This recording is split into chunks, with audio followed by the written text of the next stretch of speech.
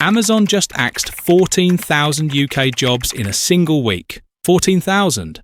Their Shoreditch headquarters that employed 3,500 people now has 800. Their Manchester fulfillment centres, skeleton crews, their Edinburgh tech hub, completely shut down. Meta followed with 8,000 UK layoffs. Google, 6,000. Microsoft, 4,500. In total, 42,000 tech jobs vanished from the UK in the last 6 months. And here's the number that should terrify every property owner. Each tech job loss crashes local property values by an average of £12,000. Do the math. That's £500 million of property value destroyed, just from layoffs. Sadiq Khan stood at City Hall yesterday claiming London remains Europe's undisputed tech capital. While he was speaking, 3 more tech companies announced UK office closures. The disconnect between what politicians say and what's actually happening has never been more extreme. I've tracked every major tech layoff in the UK for the past year. The real numbers, not the sanitised press releases. Amazon's UK workforce is down 68% from peak. Meta's London headcount dropped from 4,000 to 1,200. TikTok just broke their Farringdon lease, paying £40 million just to escape. The property market in tech areas isn't correcting. It's imploding. Shoreditch values down 34%. King's Cross down 28%. Canary Wharf tech towers down 41%. And this is just the beginning. Let me break down what Amazon alone has done to UK property. They had 35,000 UK employees at peak. Today, 11,000. That's 24,000 high-paying jobs erased. Average Amazon tech salary was £87,000. That's £2.1 billion in annual salary that's vanished from the UK economy. But it's worse than raw numbers. Amazon didn't just cut jobs. They abandoned entire offices. Their Shoreditch headquarters, 1 million square feet, is now 70% empty. Principal Place, their showcase building, ghost floors everywhere. Their Manchester tech hub that was supposed to employ 5,000. Never got past 1,200. Now it's 300. The apartments and houses bought by workers who thought they had stable jobs, flooding the market in panic sales. Edinburgh was even more brutal. Amazon promised 10,000 jobs by 2025. They delivered 2,000 by 2023, then shut the entire operation. 2,000 families suddenly without income in a city where tech jobs don't exist anymore. The ripple effect is catastrophic. Every Amazon employee supported 3 other jobs: restaurants, gyms, services.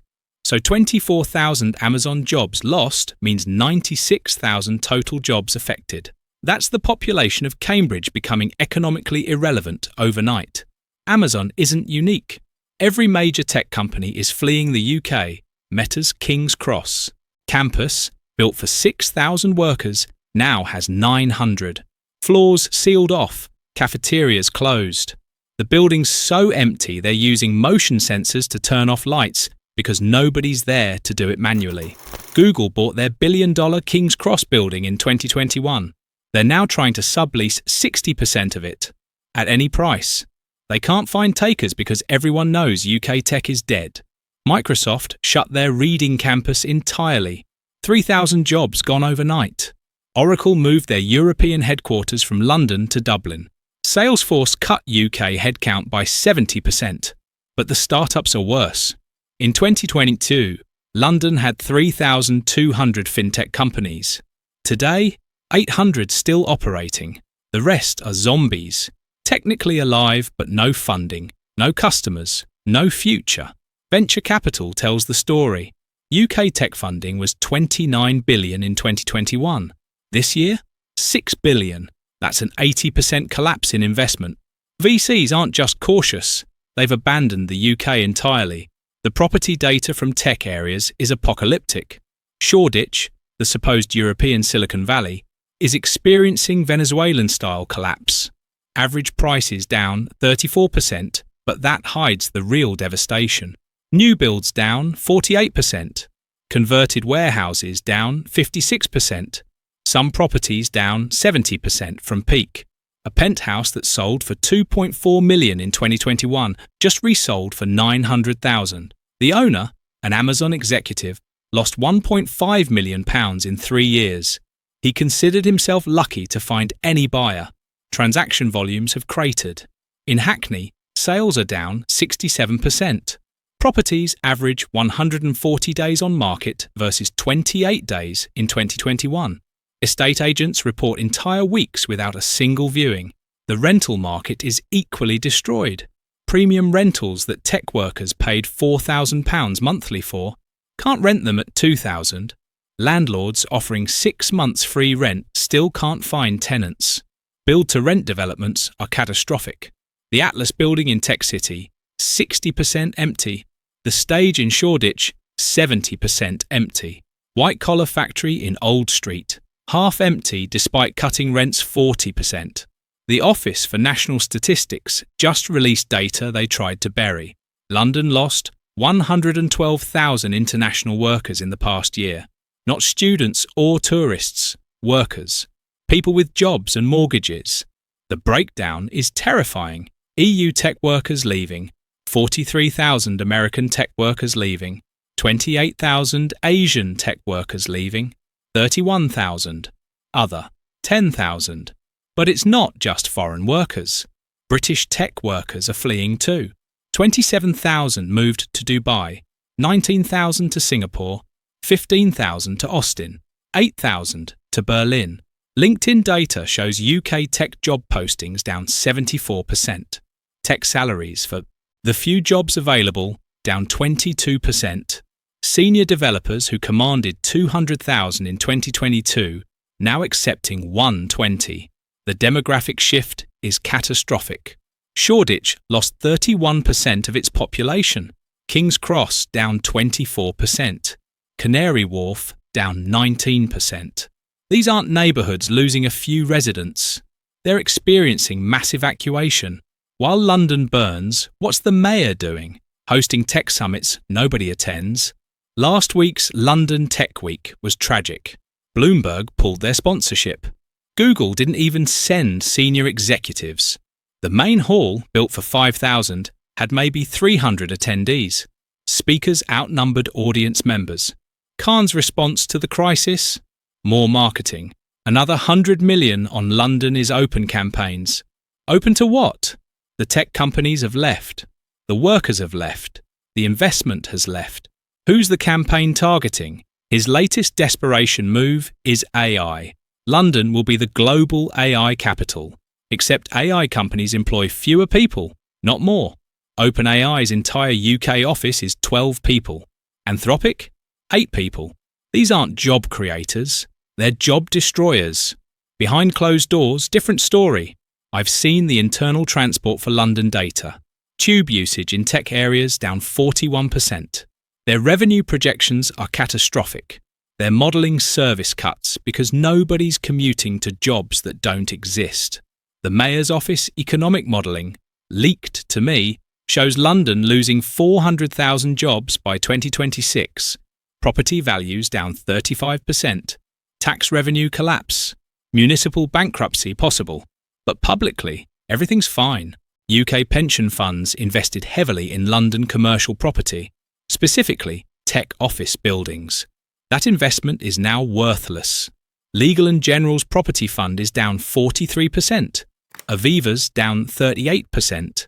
Standard Life down 47%. These aren't paper losses. They're permanent destruction of retirement savings. The commercial property collapse is hidden because nobody wants to market. But forced sales are revealing truth. One Canada Square, sold for $1.2 billion in 2019, just valued at $400 million. That's a 67% loss. Amazon's principal place, if sold today, would fetch maybe 40% of its 2021 value. Google's buildings, similar devastation. Meta's properties, unsellable at any price. Your pension, if exposed to UK commercial property, has already lost 30 to 50%. You just don't know it yet because they're hiding the losses. When they finally admit reality, millions will discover their retirements are destroyed. UK banks lent $200 billion to tech companies and their employees. Those loans are now toxic. Barclays has $11 billion in tech sector exposure, 43% non-performing. Lloyds, $8 billion, 37% distressed. NatWest, $6 billion, basically all bad. But personal lending is worse. Tech workers borrowed at 8 times salary, assuming perpetual employment. Now they're unemployed with £1,000,000 mortgages. Mass defaults incoming. The Bank of England's stress tests assume 8% unemployment. In tech sectors, it's already 24%. Their models are fantasy. The reality is catastrophic. When defaults hit critical mass, and they will by Q1 2025, banks will need bailouts. But governments broke. National debt at GDP parity. No capacity for rescue. This time, banks fail. Tech workers didn't just buy houses. They supported entire economies. Shoreditch restaurants are closing weekly. The premium gyms, empty. The boutique shops, bankrupt. Everything dependent on tech money is dying. Schools are hemorrhaging students. International schools that charged $20,000 annually can't fill classes. State schools in tech areas seeing massive enrollment drops as families flee. Even crime patterns are changing. Bicycle theft down 60% in Shoreditch. Why? No tech workers with expensive bikes to steal. Burglaries down similar amounts. The criminals have noticed what politicians won't admit. The money's gone. Construction industry devastated. All those office to residential conversions planned? Cancelled. Luxury refurbishments? On hold. New builds? Abandoned. 20,000 construction jobs lost just from cancelled tech projects. Here's what happens next. Month by month. December 2024. Amazon announces another 5,000 UK cuts. Christmas spending collapses in tech areas. January 2025. Q4 earnings massacre. Every tech company cuts more. Estimated 30,000 additional UK. Layoffs. February 2025. Commercial property funds freeze redemptions. Pension panic begins. March 2025. First major developer bankruptcy. Hundreds of projects abandoned. Property prices accelerate downward. April 2025. Bank of England emergency intervention. Doesn't work. Markets ignore them. June 2025. London property down 40% from peak. Mass negative equity. Social unrest in former tech areas. September 2025. UK officially in recession. Tech unemployment hits 40%. Property transactions basically stop. December 2025. New reality established. London as tech hub officially dead. Property values stabilise at half-peak levels. Every collapse has winners. Here's who's preparing to profit. Middle Eastern sovereign funds are raising 100 billion property funds. They're waiting for 50% discounts, then buying everything. Entire London districts will be owned by Saudi Arabia and UAE. Chinese state companies, despite restrictions, are using shell companies to position. When prices bottom, they'll own critical infrastructure disguised as property investment. American private equity, Blackstone, BlackRock, KKR, are explicitly targeting UK distress. They'll turn owner-occupied housing into permanent rentals. You'll rent from Wall Street forever. The ultra-wealthy individuals who cashed out in 2021, 2022 are sitting on billions waiting to buy back at 20 pence on the pound. They saw this coming. They caused it. They'll profit from it. This isn't cyclical. London's tech era is permanently over. The ecosystem took 20 years to build. It's been destroyed in 2. You can't rebuild that quickly. The talent's gone. The investment's gone. The confidence is gone. What replaces tech? Nothing. Finance is automating. Law is shrinking. Consulting is offshoring. The high-wage jobs that justified £1,000,000 properties don't exist anymore. London's becoming what pessimists always said, a museum with banks, tourism and financial services. That's it. Not enough to support 8 million people at current living costs. The young talent cities need? They're not coming to London. They're going to Dubai, Singapore, Austin, Berlin, anywhere but here. London's brain drain is permanent and accelerating. Behind scenes, Khan's panicking. The budget projections are apocalyptic. Business rates from empty offices? Gone. Council tax from fled residents? Gone. Transport revenue? Collapsing. The city literally cannot fund itself. They're modelling scenarios where London needs UK government bailout. Except UK government is broke too. The austerity coming will make 2010 look generous. Khan's trying everything, begging companies to stay, offering tax breaks London can't afford, promising infrastructure that won't be built. Nothing works because the fundamental problem, UK is no longer competitive for tech, can't be fixed. His internal polling is catastrophic. Labour MPs want him gone. Tories smell blood. The media finally turning. He'll be remembered as the mayor who lost London's future. The political pressure is forcing desperate moves. The Google hub? Google's not coming. The AI campus? No funding. The biotech quarter? Pure fantasy. Every announcement more desperate than the last. Let me be clear about what's happening. This isn't speculation. It's mathematical certainty. 42,000 tech jobs lost equals 500 million in property value destruction. That's just direct impact. Include multiplier effects? 2 billion. Include confidence collapse? 5 billion. Include commercial property? 10 billion gone. London property must reprice to match actual employment reality. That means 40 to 50% drops in tech areas. 20 to 30% everywhere else. No area escapes unscathed. The Amazon layoffs were the trigger, but the gun was already loaded. Overvalued property, excessive leverage, unrealistic expectations, systemic fraud in valuations. It all had to end. Amazon just started the ending. Sadiq Khan can panic all he wants. Host summits, launch campaigns, make speeches. None of it matters. You can't rebuild an ecosystem that took decades in months. You can't replace 40,000 high-paying jobs with tourist positions. The tech workers who transformed London are gone. The money that inflated prices has vanished. The future London was building toward doesn't exist. What's left is managed decline and political blame games. For homeowners in tech areas, the message is simple: sell now or lose everything. For potential buyers, wait. This has much further to fall. For London itself, the dream is over. The tech capital of Europe is now the cautionary tale of what happens when cities bet everything on one industry.